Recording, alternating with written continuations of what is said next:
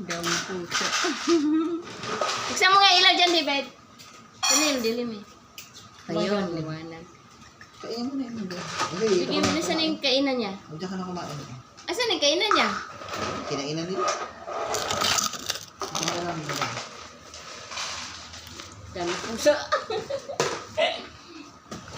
Pusa is... Oh, daming pusa oh. Asa ka kanyan, daming pusa.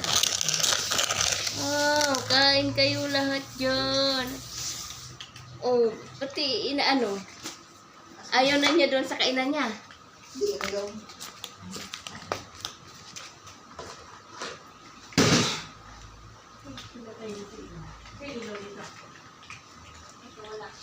Ay, ito pala. Kala ko doon. Ay, dito sa taas. Ha? Ah, dito sa... Yan. Lagyan mo siya, sa ganun.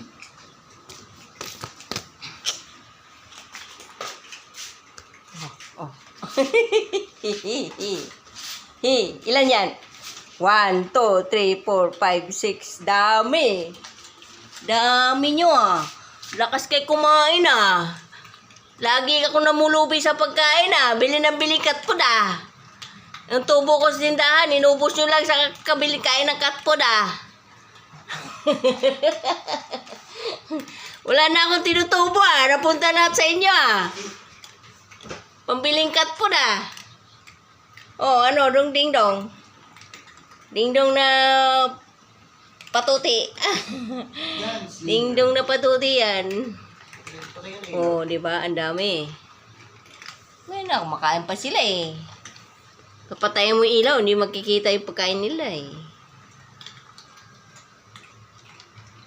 Yung, ano yan eh. Dalawa lang yung nahiwalay dyan eh. Dalawang puti. Oh, padi! Dong, padi ding ding. Oh, lalayas ka na kasi tapos ka na kumain. Ari ding dong, ding ding dong dong dong dogosoy, dong dogosoy. Oh, dong dogosoy. Pado dong dong dogosoy.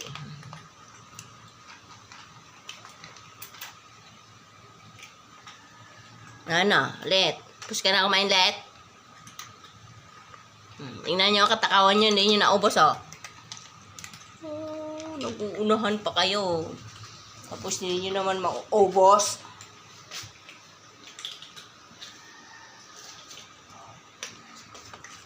Ano? Making all the office and products and boundaries from this work. Dito na. Dito dyan. What we have run today. And with No, puti. Na, nabulunan ka na. Ayun, tubig puti.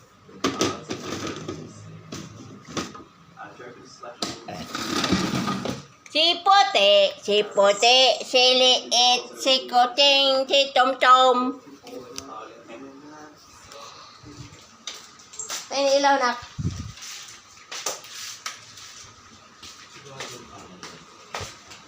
Ano pa naman?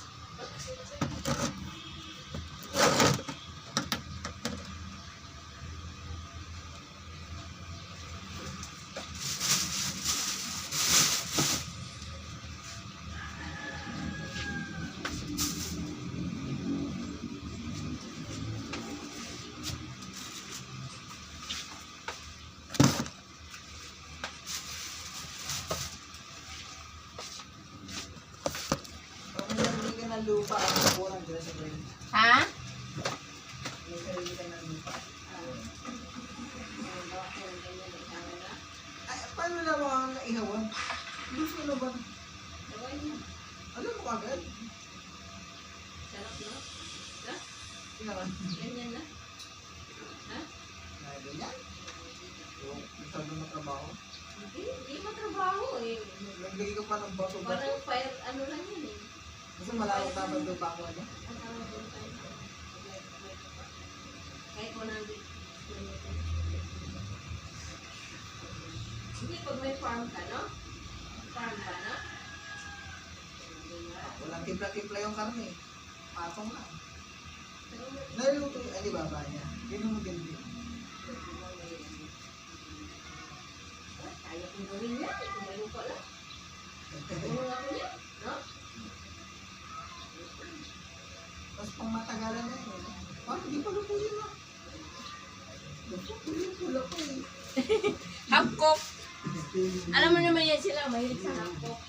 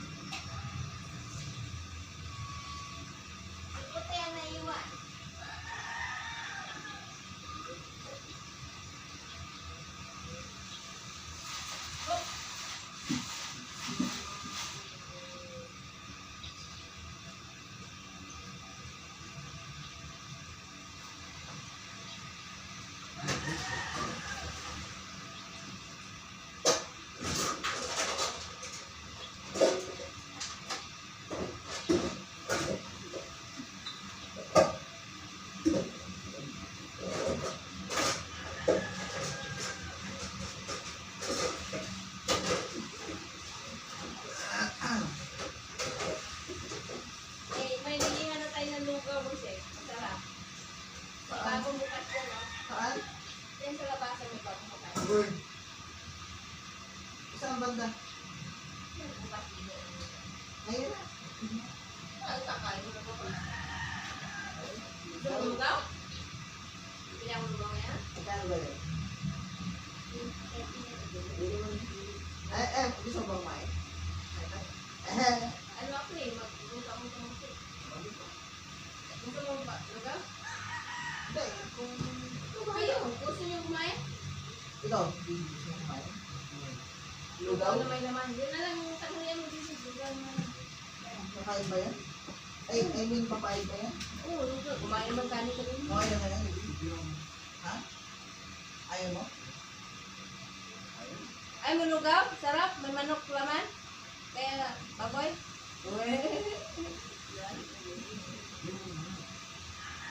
Ayaw mo? Bukas yun. Ayaw mo? Kasi mamaya, bilhin ako ng noodles eh. Anong oras yan? Saan ba banda pala? Baka bukas mo kayo at wala na yan.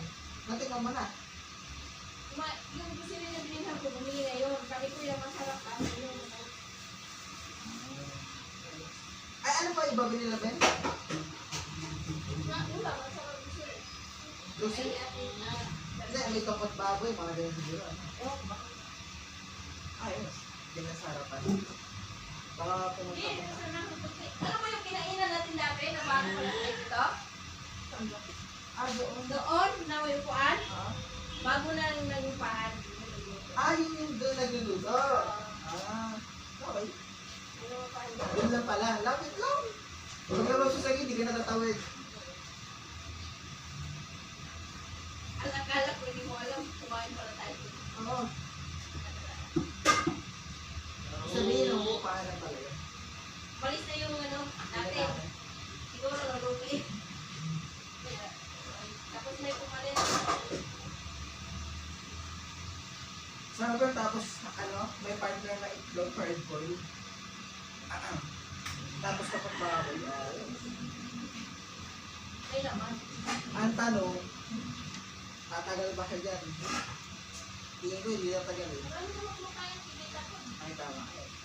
Iba sabi ng hardware yun? Bumili ka ng itlog, kung bumili ka ng itlog, Di ba sabi ng hardware? Na tawad sa pag mura lang yung paninda niya, ay tagal siya. Marami ko sa diba? Kasi, matagal lang naman ang ano, pag pabintay. Alin mo kung walang bumibili kasi mahal. Kasi hindi na tagal. Ano?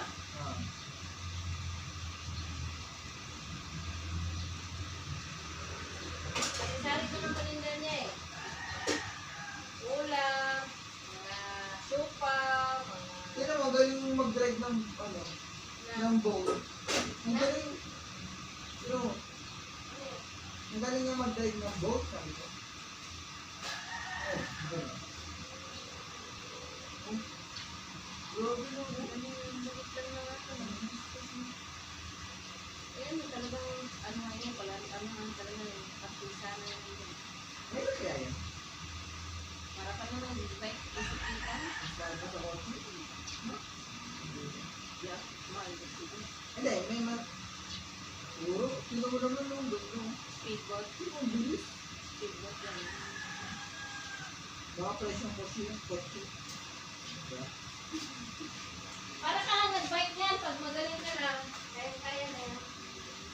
Kapisa naman mahirap. Sa akong ano naman, hindi lang maano eh, kasi tubig lang eh.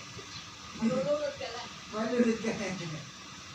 Eh, alam mo karamihan bumibili niya, yung malapit sa dagat. Malayo sa dagat. Ano? Ha?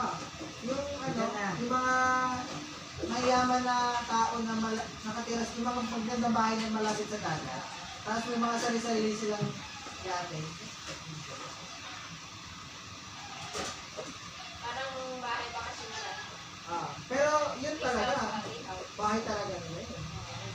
Mga mayaman talaga. Tapos hindi uso ang tsunami doon. Kasi parang ano yun eh, parang lake na malaki, no? Hindi talaga siya dagat, no? Kaya safe siya. Amerika, yung Parang lake siya na ilog na malaki, no? sarap doon mag-ganyan. May tsunami pa rin pag may vulkan sa ilalim nun. Pag pumutok. Ayun, bunog. Dili ka, dili ko. Hindi naman natin makikita kung may vulkan sa ilalim. Hindi, ano na yun? High-tech lang tao na yun, nalaman na yun. Kaya nga may P-Volks tayo eh. Diba? Pinil ko yung volcano something. Binibilang ko ilan yung vulkan. Pilipinas lang yun ha. Para ba sa Amerika? Hindi eh. Sa Amerika kasi, ay dito, hindi naman lahat ng vulkan na i-detect nila kasi may vulkan di active. Vulkan nag-active. Yung sa Taal pala, Taal Volcano, hindi na pala isang vulkan doon, marami pala yun, no? Hindi ko alam. Kaya, akala mo pag pumuputok yun pa yun, iba pala yung katakip. Kasi pinanood ko sa vlog, mga vlog na sa vlog, Nakita ko maraming ano, marami palang vulkan yun, magkatabi. mga ilan. Nung nakaraang anong dekada yun na pumutok yung isang katabi, tapos nung nakaraan yung isang katabi. Pero yung pinakamalaki, yun yung aktibo na laging pumutok. Yung nanginsala ng marami, yun yung pinakamalaki, aktibo. Magkatabi-tabi pala yun, Volcano.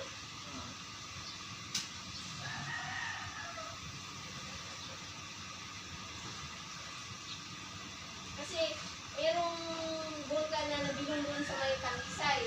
Meron naman dito sa may Limery, Batangas. Pinanood ko sa yung nagpa-vlog. Talagang nagpalipad sila ng drone doon sa bunganga ng Taal Volcano. Tapos tinuro na ito yung unang pumutok, tapos ito yung pangalawa, ito yung pangatlo. Parang naikutan ba? Parang nanganganak yung vulkan, ito yung pinakamalaki. Tapos may anak-anak gano'n. Hindi kagaya naman pinatubo sa Bicol, isa lang talaga yun, kono. Di ba, no? Para pag pumutok isa, parang sunod-sunod yun. Madami, di ba?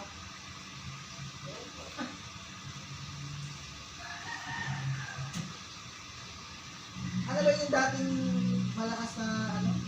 Yung nagkaroon na maraming abo? Mga pinatubo. But pero, Ay, sa alin yun, Batangas? hindi, hindi ko alam.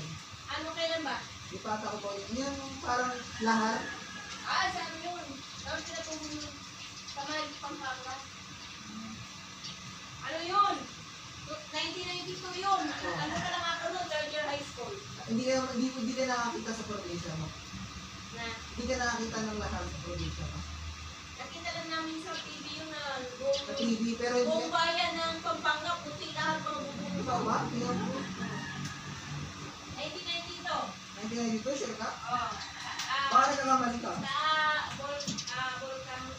Volcang, ano ba yun? Sinabi ko kanina? Pinatubo. Pinatubo. Eruption. 1992 eruption. Oo, ano? Eruption. Ayan, Timon, pinatubo. Dahil ang tinutuan. Oh, yan, 91, 92 yun. O, yung ngayon, tingnan mo mga bahay nyo, di ba? Puro puti ang bahay lahat. Sa mga pangyayaring tinutulungan ng movimento sa nagilipas na Kailan lang itong video na to?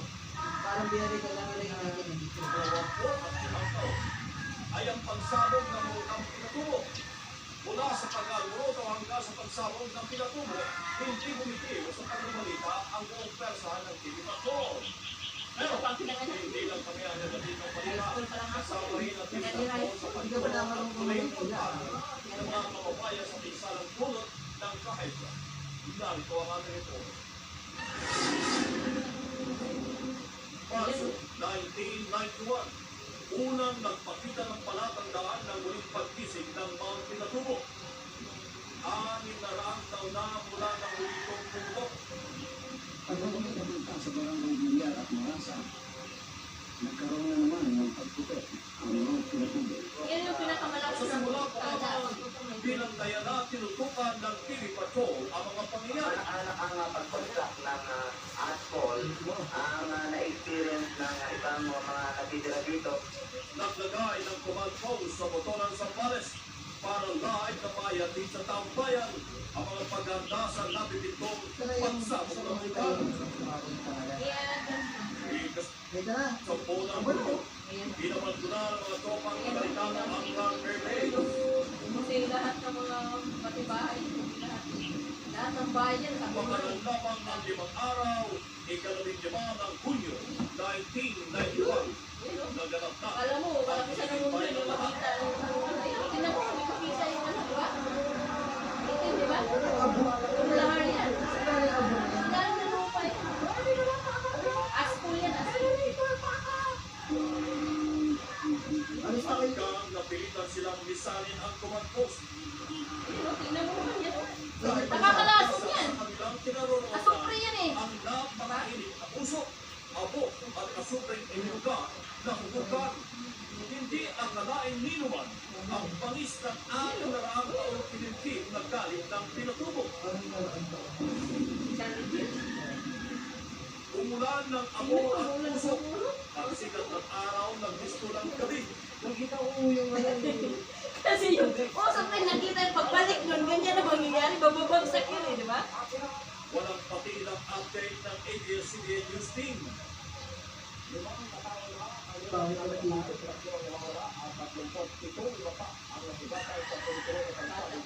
dito? Tuloy pa rin ang Yan ang pala. pagpapagpog ng mga balita. Ayan o. Kala mo nasa... Ayun, lahat yan, oh. Apocalypse. Lahat yan. Kapatay yung tubig doon, patay yung mga isda. Nalulus-lulus ang sinapit ng mga taga-Pampanga, Zambales at Tarlac. Uy! I have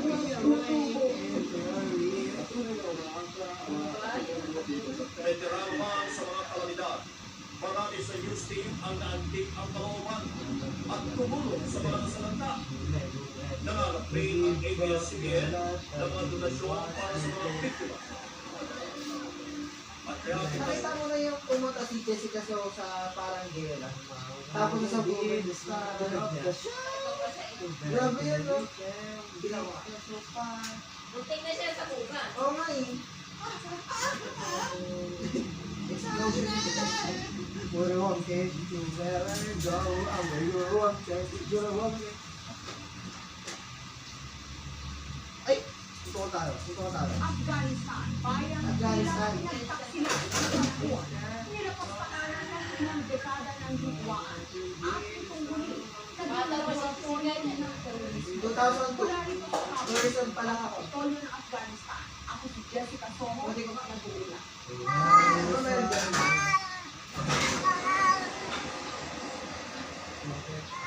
Ang Afghanistan na yata ang pinakasawi sa lahat ng lugar na napuntahan ko. Saan ko man ibaling ang aking paningin, kitang-kita ang kahirapan.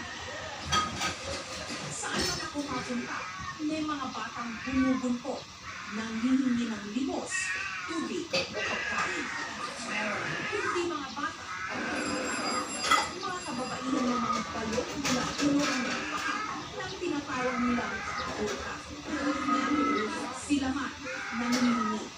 Marami sa kanila mga byuda ng gera. Pero kung meron ng malinaw na pamana ang mahigit 2 dekada ng gera, sila. Sa mga kalsada ng Kabul, sila'y nagkala. Karamihan sa kanila, biktima ng landmines. Dumating mga Landmines. kapayapa. Kasi ano eh. Yung Afghanistan kasi parang naging ano siya, no, battlefield, no? Yung si Jessica, yung ano, sumabog sa tabi niya, landmine yun. Okay, natin. So hindi mo alam kung ano yung mga safe na lugar, no? Malay mo, nakatago lang pala yung bomba, no? Oo, pinapaliman bomba. Saan sa bayang ito, mukhang matatagalan pa bago mawala ng tuluyan ang mga palatandaan ng gera. Milyon-milyon pang mga landmines ang nakatanim sa mga lugar katulad nito sa halos buong Afghanistan. Sa tinatayang 10 milyong landmine na iwan ng 3 pagkakasunod na gera, kalahating milyon pa lang ang natatanggal ng demining organizations tulad ng Danish Demining Group o DDG na aming sinamahan. Ang komunidad na ito sa labas lamang ng Bagram Air Base, 1 oras ang layo mula sa Kapitolyo ng Kabul, isa raw minefield. Ang mga kalalakihan hindi makapunta sa kanilang mga bukid upang magtanim ng makakain. Oo nga, no? Yung mga bukid nila, hindi sa magamit nila. Hindi kasi hindi safe, no?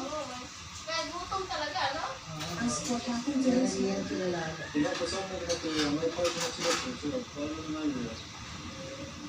An accident had happened, mine accident with my leg. So they when I was there, just working with Ang daming nagkalat yung mga tao na putol-putol yung paa. Kasi napaka yung landmine. Oo, mga na-addict na. legs. So I had my accident. And now we live in a place where there are no mines too. Yes, all of these villages are full of mines. So just our house and the village is cleared, but around our houses are full of mines. Everywhere we can find mines. Pwedeng terrorista, pwede rin yung USA. Mga ganun. Kasi sino bang merong 1 milyon na landmine? USA pa regulado. Kasi kalaban sila ng USA, no? Isang mina kada araw ang nadidimay ng DDG. Ang bawat lugar na kanilang natatanggalan ng landmine, nilalagyan ng palatandaan. Nakakatakot naman, trabaho mo ganyan. Tatanggal ng mine. Kaya naman yan. For example, this place where we are right now, this white stone, what does this mean? This white it means that this area is clear. What about this check mark here? The check marks also, when the color is white, it means that the area is Tayo clear. mo dito pa. We don't have anything here, no Tayo mo problem. mamaya. Ulang bato o bangkila ang warning sign sa mga lugar na hindi pa clear sa landmines. Kung tutusin, ang kabuuan ng kalsada hindi pa raw clear, pero tila walang pakialam ang marami sa mga taga rito na basta-basta na lang humaharurot sa daan. Oo nga. Ito daw, itong kanina to. Hindi pa daw 100% clear. Pero parang tiwalang-tiwalang din mga tao. Kasi araw-araw naman dinadaanan eh. Pero hindi pa talaga So a clear yan. passenger van go by. That's right, yeah, because they are not taking care, you know. Sometimes they are not accepting. We have gone many times here on this road. There is no mine. But we have to be careful. Kampante ang aming mga kasama. Ang kanilang field office na dati isang mosque, ligtas raw sa mina. Dito kami binigyan ng briefing tungkol sa kanilang demining operations. Bago kami payagang makapunta sa field, pinagsuot nila kami ng protective gear. Hindi ako makakakuha ng wala akong Hindi ka mamatablan ng bomba yan. Hindi, ano lang yan, mga pang tumatasik na debris. Para ano. Hindi ko mapalit ako sumabog sa harapan na yun. Nang biglang Ay, yun ba yun? Iba pa yan eh, no? Nakita mo yung pagkita mo talaga sa likod. Nakita mo, di ba? Sa likod niya mismo, di ba? Akala ko yun yun. Iba yan yun. Sabi niya, kita mo doon ah. Sabi niya, kaya natin. nakarantang ang mga taga-DDG sa pagsabog na bansa. Hindi, ayun na eh. Sumabog sila kasi may hindi normal daw eh. May sumasabog na basta-basta na ganyan. So baka inisip nila baka may aksidente na. So bumiyak, namadali sila ngayon Sabi sumabog. ba naman yung papel nakakaamon eh. Hindi, pag sumabog na, cleared na yun. Pero kamo, may mga katabi pa yung doon. Medyo na, Kalahating kilometro mula sa aming kinalalagyan, isang reminer ang nasabugan habang nagtatanggal ng mina.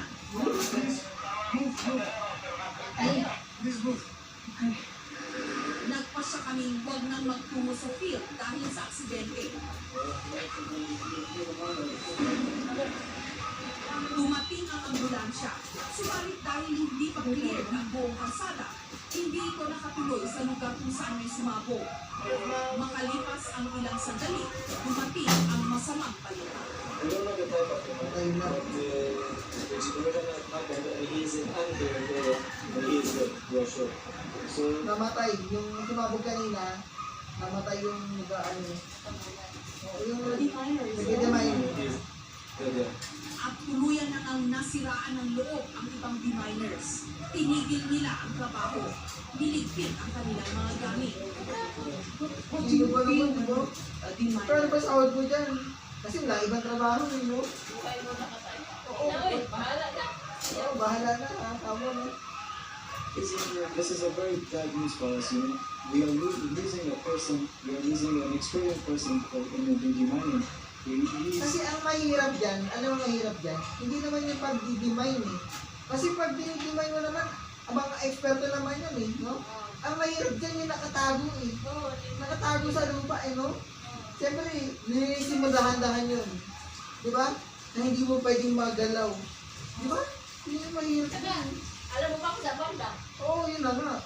Di ba? Hindi, may detector sila pero kahit na, di ba? Nakatanim sa lupa eh.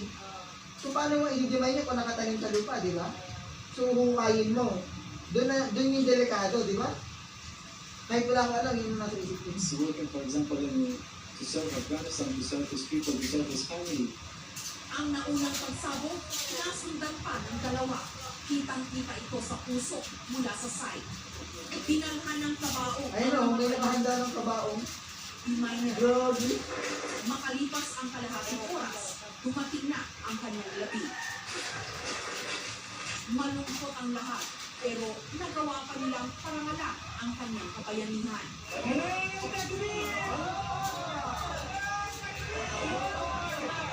Buong akala namin, dito na matatapos ang aming coverage. Paalis na ang ambulansya may dala ng namatay na deminer. Grabe.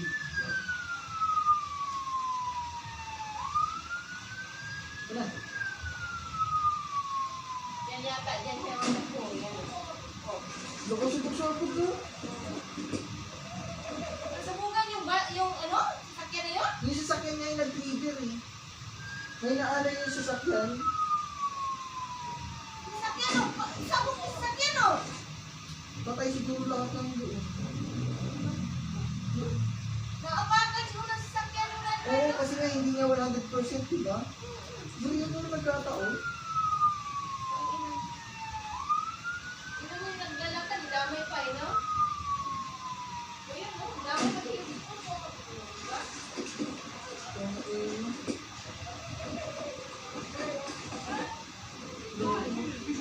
Eh, bata mo yung bata. Okay.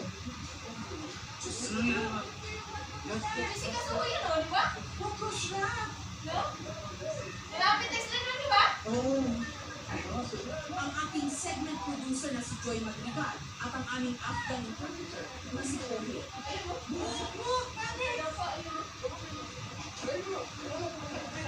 Buwan ito.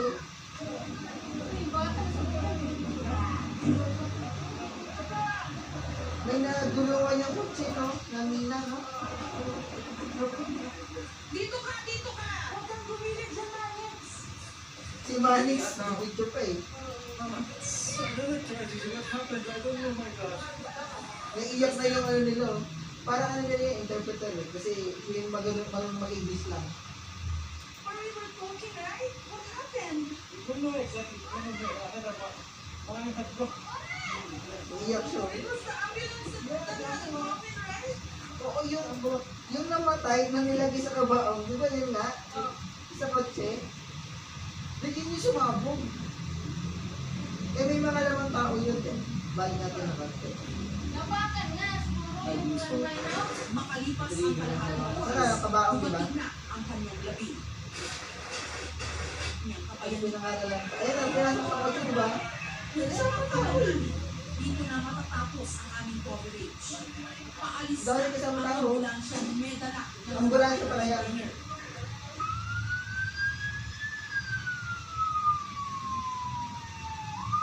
Mga sumusunod pa to. Baka sino? Hindi kasi may gas din yung kotse. Eh sumabog sa ilalim ba naman eh. Dama yung gas ng kotse, di ba?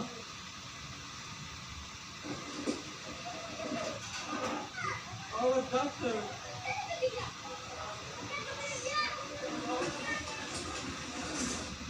May maliliit na sugat sa noo at braso ang isa pa naming Afghan guide na si Sally. Close your eyes, man. It's small. It's a small wound, okay? What did you do when it's That was with Manexa. We were near to the car. God save us. Kaya, ay, Otherwise, you will be bawal lang kay MJS kung namatay sila. God's sake? Yes. Because Manexa was near to the car. 3 metro lamang ang layo niya at ang aking cameraman na si Manix Lazaro mula sa pagsabog. Sige naman. Pagkalagpas lang po sa akin. But never take the word. Ilan sa mga tao nasa kanilang harapan, sulok o sugapan. Akala ko, patay na ako.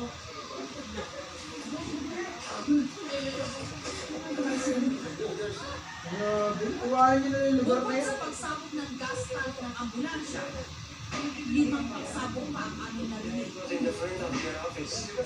Manix, umalis ka na dyan! Patay talaga lahat na nasa loob nun. Movie trapped ang anti-tank landmine na nadaanan ng ambulansya. Ay na, anti-tank pala yun.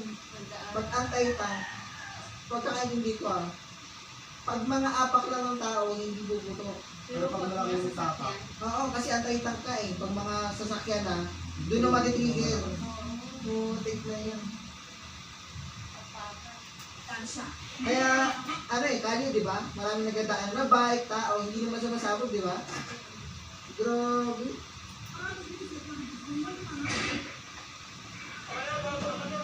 Hindi naman tostado yung ambulance. oh. Maging ang mga Amerikanong sasaklolo sana.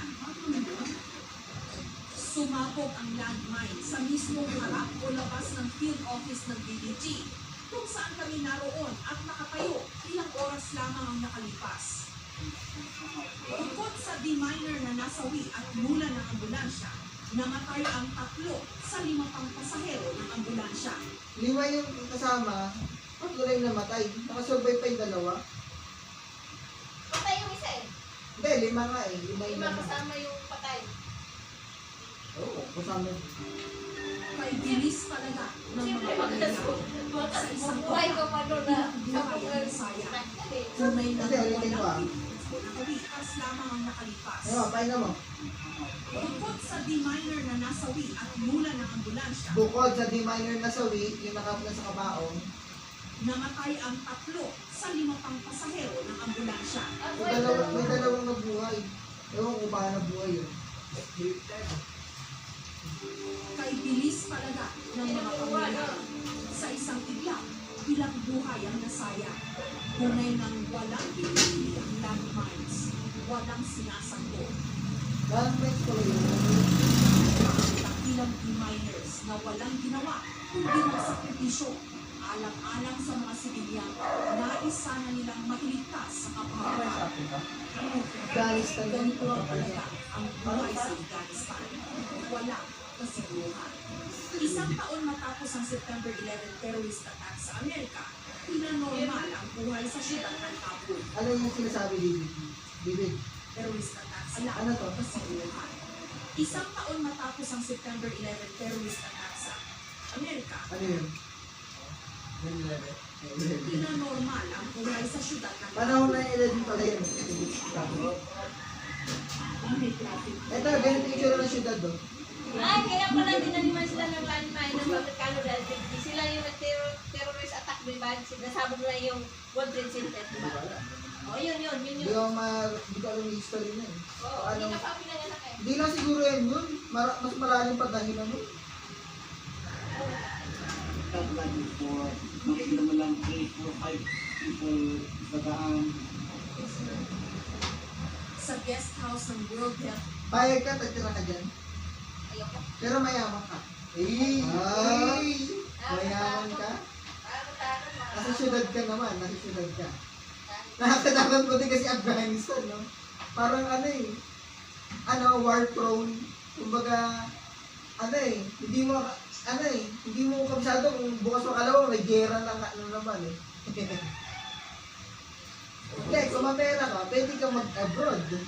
Oh, may ka na. Sa Philippines. Wow! Tumuloy. Fully booked daw kasi ang ibang mga hotel ng mga foreigner na nagtatrabaho sa mga international agencies.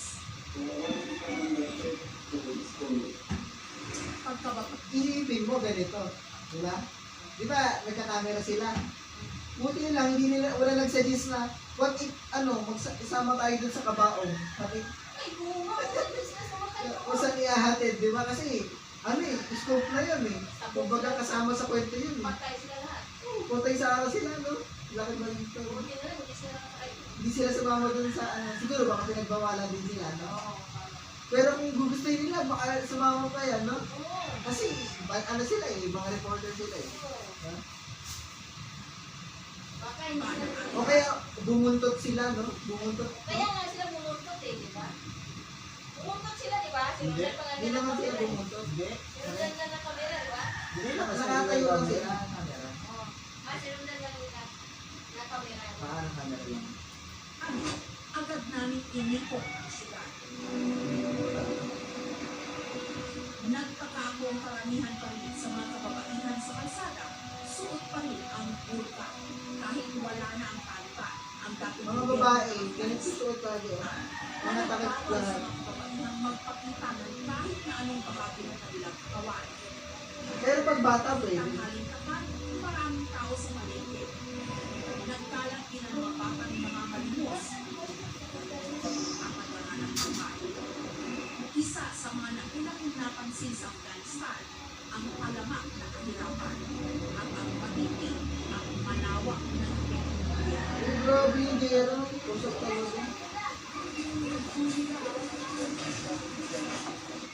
Zoo ito kung saan ang bala, kanyon, bat, kahit yung mga hayop dito, biktima lang ng maraming taon ng gera.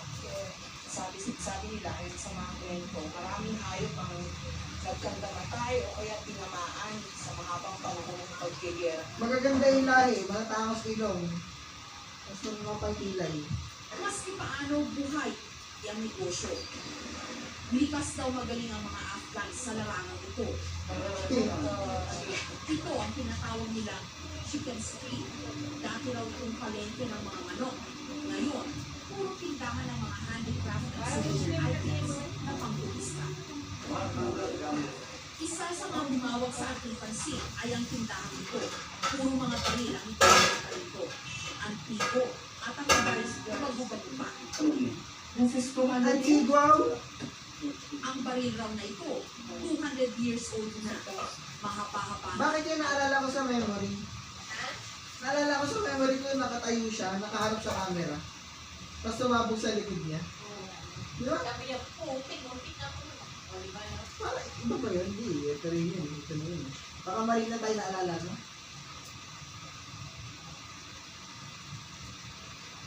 Ang kasaysayan ng bayan ito.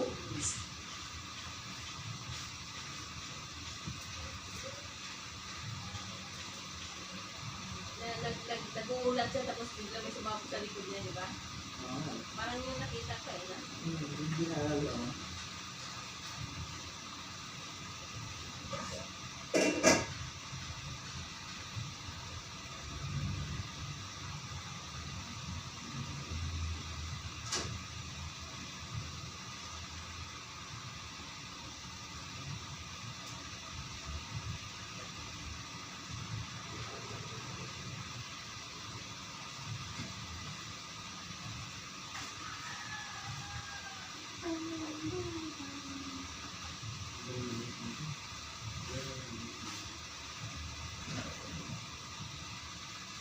Kakaibang uri ng bako ang nadiskubre ng isang magsasaka sa bayan ng Lopez sa Quezon Province. Hinala niya, itlog ito ng dinosaur. Sheesh! Posible nga kaya ito. Bagong patural sa pagsasaka si Edwin ito lang Pebrero sa bayan ng Lopez sa Quezon. Ako, pagod. Nung bigla siya ay nakita sa sapa ng isang misteryosong bato. Pagong yan. Dumangan ako ngayon sa Kalaan. Nung ako nalilito sa Kalaan, lumutan ako ng tapa. Ngayon, pagka nakita ko ito, Yun. Dahil bahagya pa itong nakabaon, tinungkap niya ito. At doon na siya nagkulat sa kanyang nakita. Sobrang pala to. Mabilis na bato na nababalutan ng mga nakaangat na linya. Parang siya ng pagong. Lumitimbang ng halos Dalawang pala to. 5 kilo. akala ko ako, Diba siya ng pagong? sabi ko ako, ba't naman ako ba ito? Ito, bigla ko ito. Ano ba ito? Gawa ako ng tao. Sige lang. Kaya ako na nakikita talaga. Noong una, may nakalawit pa raw ditong buntot. Nung makuha ko yan, agad ganyan siya. Nung uwasan ko, kung makuha ko, nilagay din ganyan. Meron pa ako siya dun. So, itong ulo, Pagong yan, tumigas. magkakapatan siya. Mula noon, araw-araw na raw iniisip ni Edwin kung ano ba ito. Tingin ko may naman na ito. Yung ako, dito rin mga tapos, pero nagkaragura ko sa Sabi mo, baka may dito yan sa lolo. Baka may lamang alien. tapos yan. Mabigat Baka may lamang Ang alien. pagsabi ng hunter o palakang ito sa isang Baka may ano, yaman. tigil sa logo. Baka may secret letter. Baka may portal na.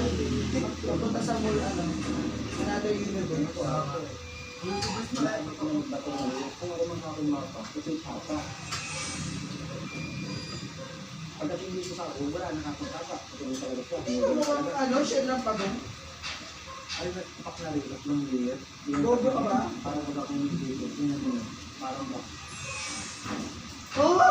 Hindi nga madaling tumpahan ang sapa kung saan nakita ni Edwin ang bato. Delikado raw ayon sa PNP. Magandang po ng ating bayan ng Lopez ay medical po yan. Una-una ito yung present na yung people family area. Uli nagkaroon po tayo ng sideway at mas possible kung hindi ang tumulong dito sa lugar kasi nga ay piniligado po nila. May pay, marami pay. Samantala, ang misteryosong bato, tinago na lang muna ni Edwin sa sako. Tingnan niyo. Ayan ako, nagbibili ko. Sabi niyo, may ginagawa po yan. Hanggang itong Agosto, nung ang pamangkin ni Edwin kasama ang kanyang mga kaibigan, hinala na kung ano ang napulot niya. Namanghalang ako, bakit ganun, bakit napakabila, parang hindi naman sa loob. Pumasok sa isip ko, hindi siya pangkaraniwang bato. Namanghakan yung natin, iwan namin yung spiritual.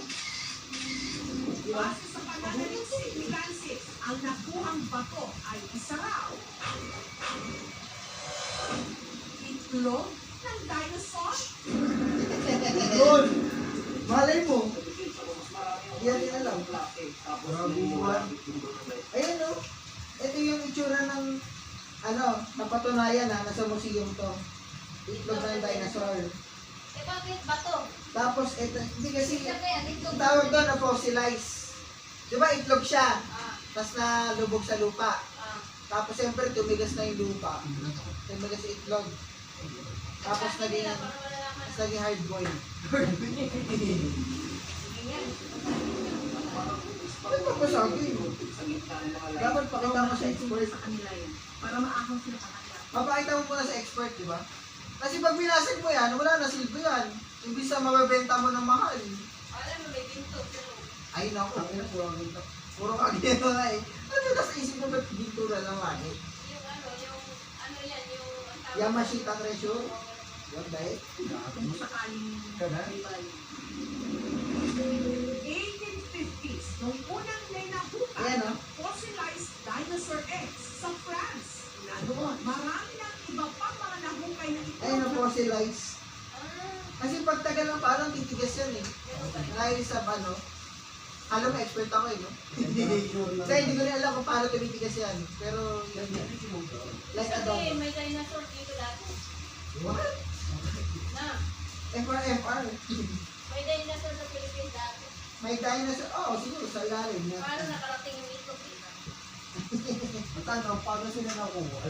Baka pinalala mo. Diba? Sa mga dinosaur sa iba't ibang bahagi ng mundo, tinatayang mula pa ang mga ito noong Mesozoic era o nasa 245 hanggang 66 million years na. Itlog ng Tanda. Dinosaurs tayo sila found in the Grabe yun. 66 million years. area. Sabihin mo, ilang taon pa lang ako nababuhay? 27. Kasi ano yun, vintage yun, mahal yun, no? Ano kaya pakiramdam na hindi ka namamatay, no? Imagine, panahon ka pa ni, ng dinosaur. Tapos umabot ka hanggang ngayon. Hindi ka Ano yun, kasi namamatay. immortal. Aswang. Alam mo, merong merong tanong eh. Gustuin mo ba maging immortal, hindi ka pwede mamatay? Ikaw, gustuin mo? Ha? Gustuin mo? Eh, paano pag inisip mo? Paano pagka ginawa sa'yo? Diba, sabihin natin, 1,000 years ka na nabubuhay. Siyempre, sekreto ka, mayaman ka, kumari. Kasi, sobrang tagal mo nabubuhay, yumaman ka eh. May nakatuklas sa'yo, na immortal ka pala. Nakatuklas. Ngayon, pinaguhuli ka ng Tapos, ang naisip nilang gawin sa'yo, ikadena ka sa ilalim ng dagat. Bakit? Threat ka eh. Isipin mo kung ganong torture sa'yo yun. Okay ka kanina, wala kang kasalanan. Hindi nga eh, threat ka nga eh. Kaya, parang pag nasira yung Hindi mo mamatay ka doon. Hindi parang di mo ang gagawin, di ba? Hindi, immortal ka, hindi ka malulunod. Tapos lahat ng mga ganun, mga pamilya mo mamamatay sa ganun mo. Nga eh. Hindi ka mamatay, immortal ka. Pero torture. isipin mo kung ganong ka-torture yun sa utak mo. Wala kang magawa, nandun ka lang. O kaya isemento ka. Hindi ka namamatay, pero nasulog ka ng semento. Gugustuhin mo maging immortal? Sakay sinabi ni David, sabi natin tumagal ka ng milyon-milyon na taon. Hanggang sa nawasak na yung earth. Lumulutang ka na lang sa universe, hindi ka mamatay-matay. Para nakakatakot mo. Kahit anong gusto mong gawin, hindi ka pwede mamatay. Hindi ka Pero yung sinasabi ko na nga eh, what is isemento ka? Isemento ka sa... Wala rin silbi yung mo, immortality mo. Kasi hindi ka naman malakas eh. Hindi ka lang pwede mamatay. Pero pwede ka isemento pag nalaman ng ibang tao. So kung gusto mo maging immortal na, ang gagawin mo, bawal mo ipaalam. pag may mga masamang tao, patayin mo lahat sila kaysa papatayin Hindi ka. dapat tao. Di ba no? Unahan mo na.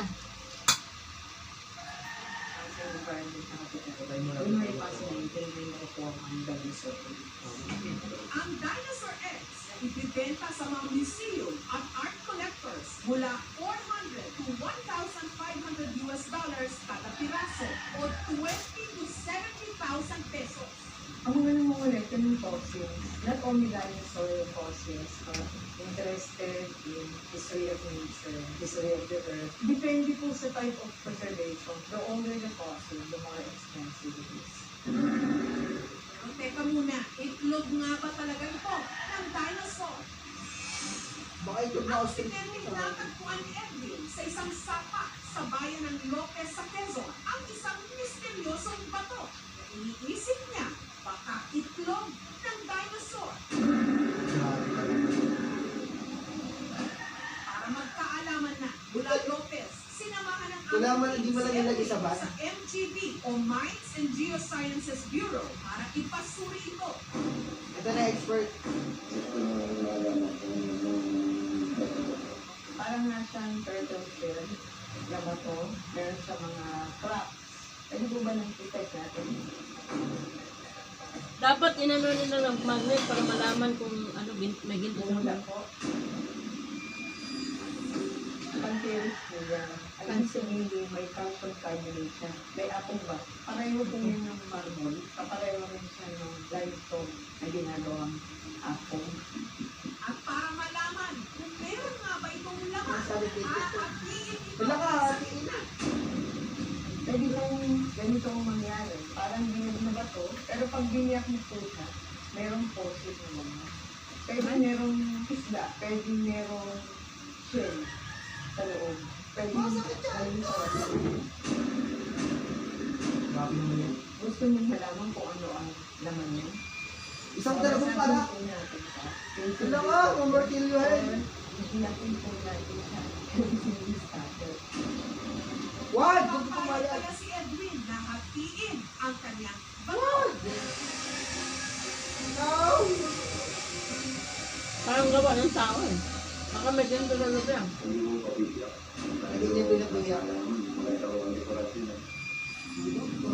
Bagamat hindi nahati ang bato na hawak ni Edwin, sigurado ang mga tiga-MGB na hindi ito itlog ng dinosaur o mapan. Bagamat milyon-milyong taon daw bago ito nabuo.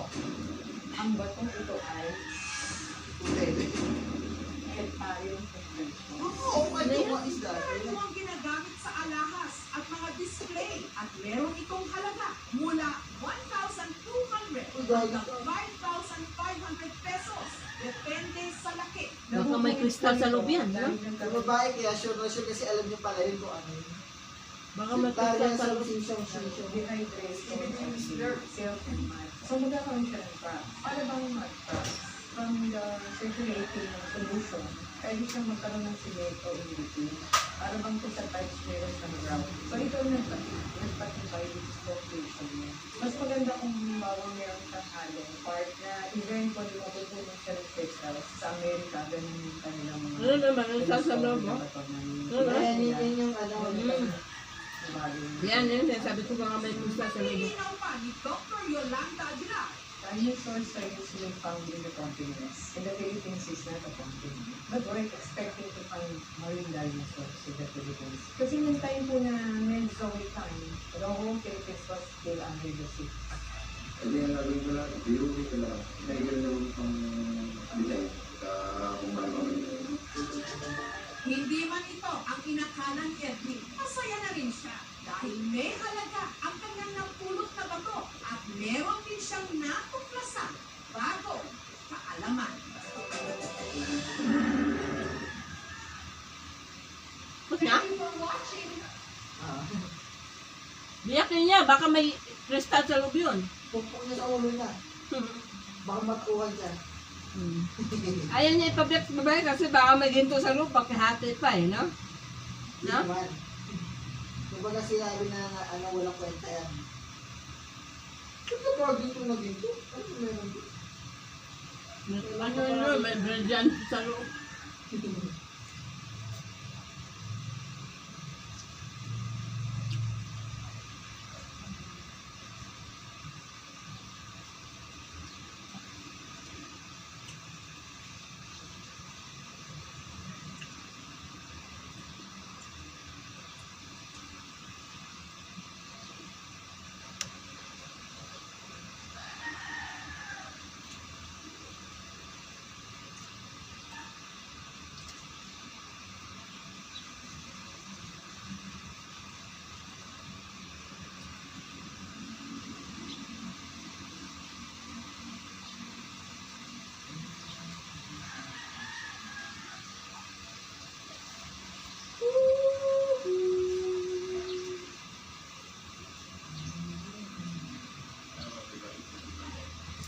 The Legend of the Tears of the Kingdom, and another round of unremarkable and places that I want to show you in this game. I continue playing Tears of the Kingdom. It's taken me ages, and I'm probably not going to beat it until this time next year. But there are so many interesting little spots that stood out to me that I've been marking on the map.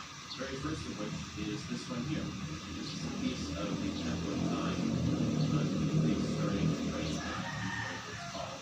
And it's one of the first places I went when I started this game. I built a gigantic bridge before I had the Ascend Tower, and I came up here to walk around and bask in the fact that they were letting me go somewhere that any game other than this probably would have closed off with an invisible wall.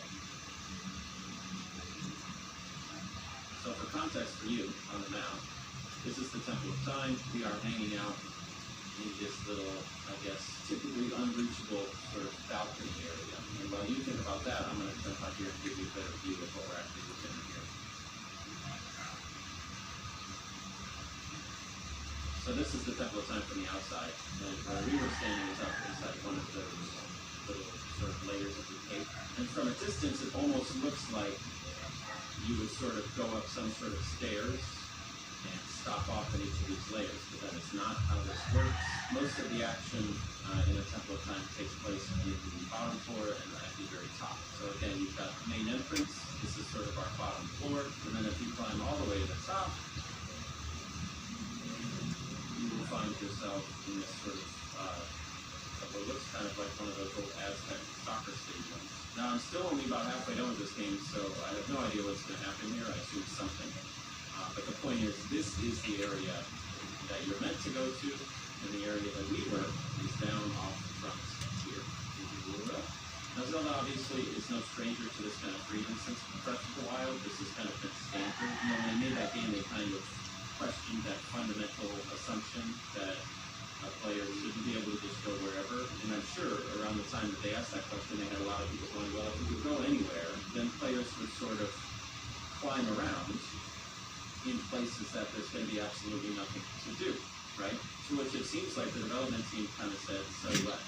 So what if we let people waste their time if they want to waste their time? You know, the game has plenty of indications of where you should go for the fun things. Even just looking out over this island, you can tell which areas are like, oh, okay, there's that pond over there, waterfall up there, big giant cube in the sky, that's interesting. Visually, it's super clear. If you're the type of person that wants to go and just enjoy all the things that are explicitly diversionary, they did an excellent job of communicating that stuff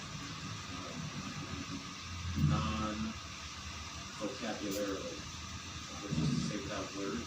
I'm sure this is better than saying that. But it is so cool that they decided to remove all negative reinforcement of doing the right thing. You know, there's no like, hey, you're leaving the battlefield, I'm going to kill you. And there's no like, there's an invisible wall, how dare you try to go this way. They just got the positive reinforcement, which is when you go to the interesting places.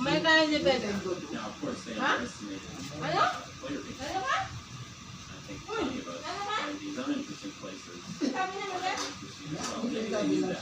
Maybe this is what Al Luna does. Hindi pa nilalabas eh.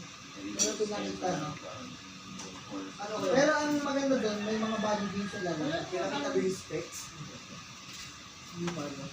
Ayun yung problema na yun. Kasi di ba ka yung gano'n? I'm feeling Tears of the given Kingdom, the ang pangat pa ng gano'n. that most of Console, this no? job is to make things explicitly fun, but Parang I also sila think nasa that Steam. throughout that Steam Deck. tendency they have in the past Ano? to prevent Steam you Deck. from doing really since about Mario Galaxy, their first party games have taken on a philosophy that every moment is enjoyable. Or another. Doesn't mean that when you get three things left, they're not even working. I would have changes to that. But the rest of them.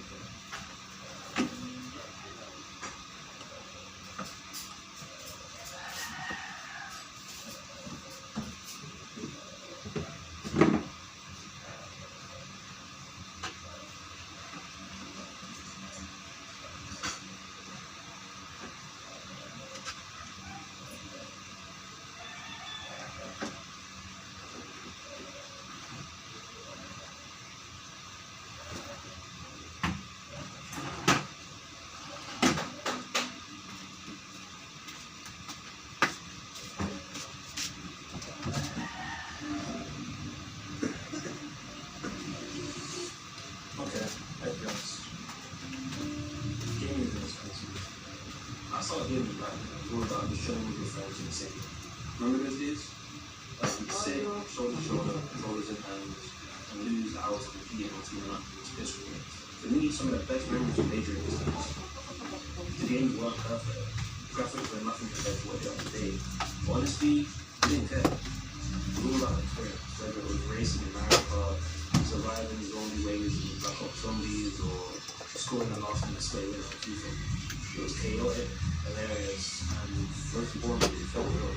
It was that shared experience, the moments of sitting together, eating or cooperating, and made it special. So somewhere along the line, things started to change. These chill sessions with your friends became rarer and rarer, and the game became more about playing alone with strangers than less about that person. And it's not just my experience, studies are backing this up too. According to a study by the American Journal of Psychology, the amount of time gamers spend playing solo has steadily increased over the last decade. While social gaming, whether locally or online with friends, has seen a decline. And guess what? With that change, levels of happiness among gamers have dropped too. And it's not surprising. Researchers found that gamers who spend more time playing socially, whether it's online or in person, report being happier overall compared to those that play solo.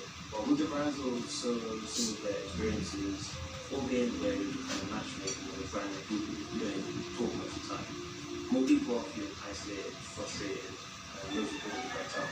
So the amount of times that I've turned on Apex Legends, for example, jumped into a game trying to speak and coordinate with my teammates, and everyone has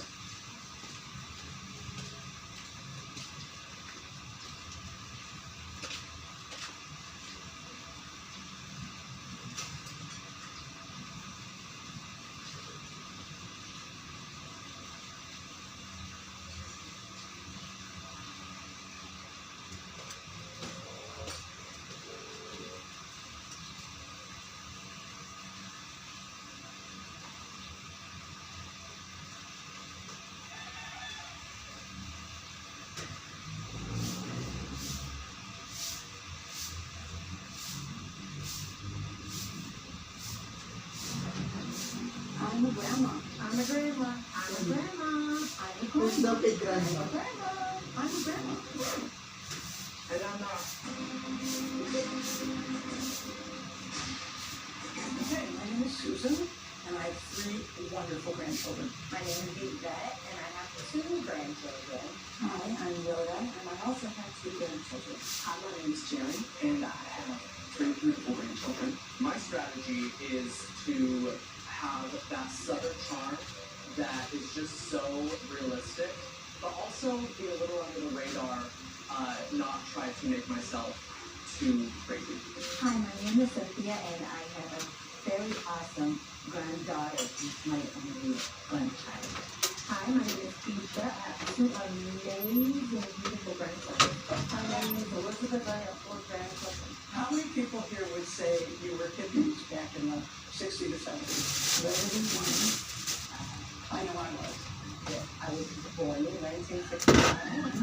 And my daughter made me a grandmother very, very early.